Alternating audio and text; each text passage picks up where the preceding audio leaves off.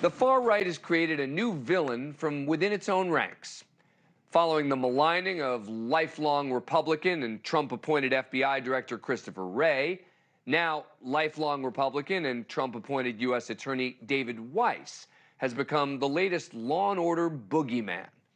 In the wake of Weiss asking for and receiving broader powers to prosecute Hunter Biden, which one would think would be supported by those who had long been calling for just this, his appointment is now a sham and a joke, according to people like House Majority Leader Steve Scalise and Oversight Chair James Comer. Senator Ted Cruz called it a disgrace. This appointment is camouflage and it's cover-up. I think it's disgraceful. Listen, David Weiss was the U.S. attorney handpicked to lead this investigation, who spent the last 5 years covering it up. David Weiss is the one that is subject to 2 whistleblower complaints from senior career IRS officials who came forward. They said they'd never seen an investigation like this in their entire time in law enforcement. Now, I predicted that this was coming after the testimony of the IRS whistleblowers, because for them to be right about what happened in the Hunter Biden investigation, David Weiss would have to be lying. And politically, it's more advantageous in this case for the far right to believe that Weiss has decided to risk his reputation and his career to protect the son of the Democratic president and to help cover up for the so-called Biden crime family. Weiss, now dismissively referred to as part of the Biden Department of Justice, even though he was specifically held over from the Trump Department of Justice and now granted the independence of special counsel status, as was John Durham, by the way, which I'll talk about in a minute. So he can conduct his own investigation, which apparently seems is not good enough for those who I fear actually don't want a legal proceeding against Hunter Biden. They just want a political cudgel to try to use against Joe Biden. Now, let me be clear. I am not going to defend anything Hunter did, and Joe Biden should have known better than to allow Hunter to use him the way he did. We've discussed all of that before, and we will continue to cover it. But today, this is about David Weiss, who is, by the way, now also a villain to Hunter Biden's lawyers, who are accusing him of improperly backing out of the plea deal and of caving to political pressure from the right. If the now special counsel decides not to go by the deal, then it will mean that he or they decided that something other than the facts and the law are coming into play. And they've made it clear that they're not going to go by that deal at this point. And by the way, some on the left share that sentiment. The more radical political figures on the right began to sour on Weiss when some investigators leaked that they believed there was enough evidence to charge Hunter Biden back in October, when the Washington Post reported that, quote, federal agents investigating President Biden's son Hunter have gathered what they believe is sufficient evidence to charge him with tax crimes and a false statement related to a gun purchase, according to people familiar with the case. So after that article came out, there was a meeting the next day that the whistleblowers, Gary Shapley, a supervisory agent, and Joseph Ziegler, an IRS special agent since 2010, testified that they came to believe the Justice Department slow-walked and meddled in the investigations into Hunter. According to Shapley, Weiss said in that October meeting last year that he would not be the deciding official regarding whether to prosecute Hunter Biden. Now, despite Attorney General Merrick Garland's assurances that Weiss had complete autonomy, and Weiss confirming that many times. The whistleblowers testified that they had heard that Biden-appointed U.S. attorneys in California and Washington had blocked Weiss from prosecuting Hunter on felony tax charges in those jurisdictions. And Shapley revealed that Weiss said when he was turned down, when he sought special counsel status months ago, after being told by the local prosecutors that they would not bring charges. It appeared to me, based on what I experienced, that the U.S. attorney in Delaware in our investigation was constantly hamstrung, limited, and marginalized by DOJ officials as well as other U.S. attorneys. I still think that a special counsel is necessary for this investigation. Based on my experience, I'm here to tell you that the Delaware U.S. Attorney's Office and Department of Justice handling the Hunter Biden tax investigation was very different from any other case in my 14 years at the IRS. Ziegler and Shapley contended the investigation into Hunter was stymied by political bias within the DOJ in favor of Biden. Shapley said prosecutors concealed contents of Hunter Biden's laptop from investigators, delayed the execution of search warrants until after the 2020 election, didn't allow investigators to follow up on disputed WhatsApp messages between Hunter and a Chinese businessman where he seemingly referenced his father. Except, as has been repeatedly highlighted, Biden wasn't president when those original decisions were made. Trump was, and Bill Barr was the Attorney General. Was he the president at that time in April 2020? It's been asked and answered. And what's the answer, sir? The answer is yes or no? Is no. But Weiss became a political target when he contradicted the claims that he wanted to bring additional charges but was stopped by Biden-appointed prosecutors. He also repeatedly denied the various other claims, like when he wrote on June 30th, referring to a previous letter.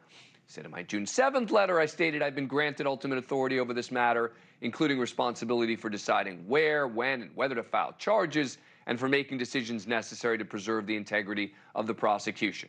I've been assured that if necessary, after the above process, I'd be granted special attorney status in the District of Columbia, the Central District of California, or any other districts where charges could be brought in this matter.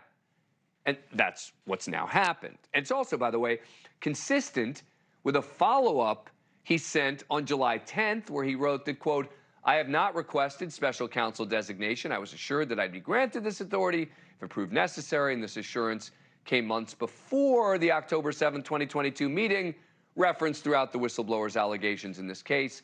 I followed the process outlined in my previous letter, and I've never been denied the authority to bring charges in any jurisdiction. He had ultimate authority. He never requested special counsel status because he didn't feel he needed it. So this lifelong Republican, who President Trump described as sharing, quote, the president's vision for making America safe again when he appointed him in 2018, would have to be lying if those allegations from the whistleblowers were to be true. Again, the whistleblowers may have believed that to be the case, but for it to actually be true, Weiss has to be lying and risking a nearly 40-year career to cover for Hunter Biden. And by the way, now we have a whistleblower on the other side, a 14-year FBI vet who we learned last week prepared a 22-page statement for staffers of the Senate Judiciary Committee accusing the FBI of suppressing efforts to investigate members of former President Trump's inner circle, including Rudy Giuliani. Bottom line, it seems different investigators wanted to pursue different things, but they don't get to make the final calls. Look, David Weiss even offered to testify in front of Congress. He presented 4 possible dates for his testimony. House Judiciary Committee Chair, Republican Jim Jordan, responded that they wanted to talk to everyone else first. We got like 11 or 12 different people we want to talk to.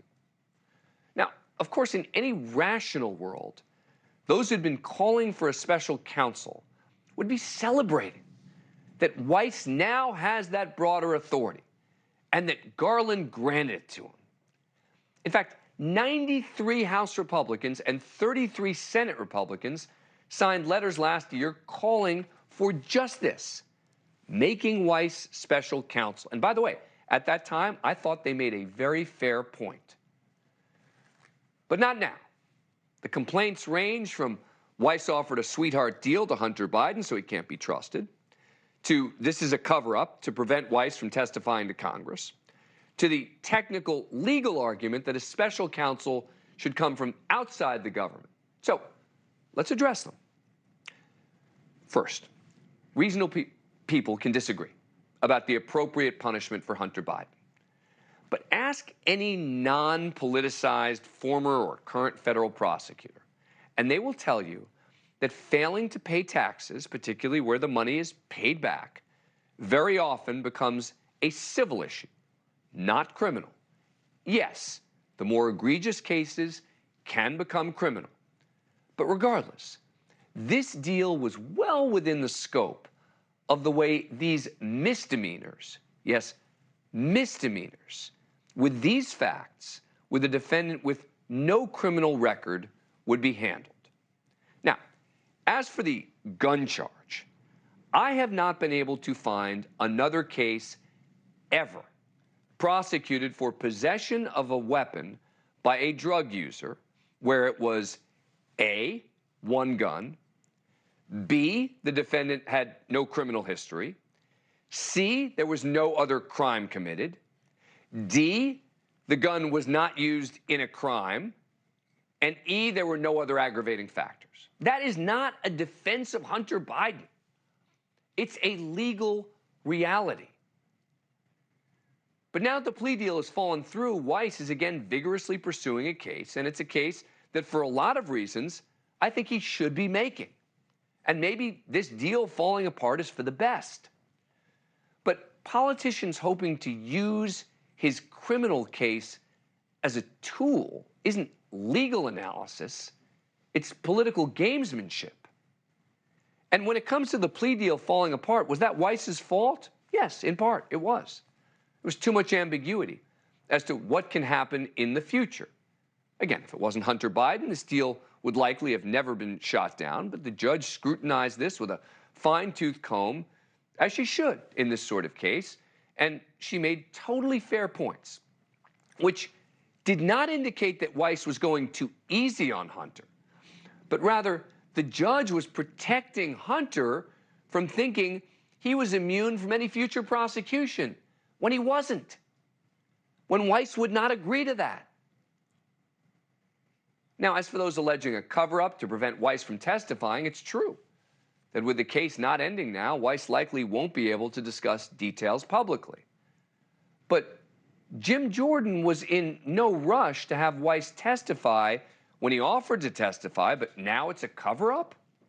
And would they rather get the supposed sweetheart deal back in place so Weiss can testify? And to believe this is a cover-up is to once again believe that lifelong Republican David Weiss has decided to lie and engage in corruption to protect Hunter Biden.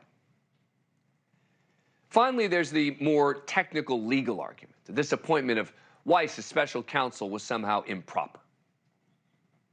The appointment of Weiss as special counsel is improper under the federal regulations because it's supposed to be somebody who actually is outside of the government. However, he's not a special counsel. This is an attempt to whitewash the Biden family corruption. Except then why didn't these same people complain when Attorney General Barr did the same thing in appointing John Durham special counsel when he was a sitting prosecutor? In both cases, Barr and Garland relied on a variety of statutes that permit the Attorney General to authorize a sitting prosecutor broader power. And of course, if Garland had hired someone outside of government, the same claims of a whitewash would have almost certainly been made. Whoever was appointed would have been accused of being a partisan. Think about what happened with Jack Smith. And when the administration kept John Durham on to finish his work, as they did for David Weiss, I don't recall the attacks on Durham as being part of the Biden DOJ. But of course, even Durham ended up being a disappointment to the far right because he didn't give them what they wanted, which was a clear-cut blueprint for a political attack. He had concerns. He had critiques of the FBI, as did many other investigations. But despite Durham's questions, even he did not point to politics being the cause of the opening of the Russia investigation. It's why people like Matt Gaetz accused Durham of being part of the FBI cover-up. Look, bottom line, politicized media figures or political leaders have now anointed David Weiss the latest villain out to harm his own party by risking everything to corrupt the legal process. It's a sad testament to what has been happening to honest law enforcement officials in this country, trying to do their jobs the best and most honest way they can. Even if we don't agree with all of their decisions, he don't deserve this. I want to hear what you think. I'll bet a lot of you disagree with me. Let us know. Go to newsnationnow.com or scan this QR code on your screen. We may even try and invite you onto the show to have a little Zoom debate with me. Hey, thank you for watching. Please go to newsnationnow.com, newsnationnow.com, and you can find News Nation on your television provider. And don't forget to click the red subscribe button down below. Then you will get more of News Nation's fact-driven coverage.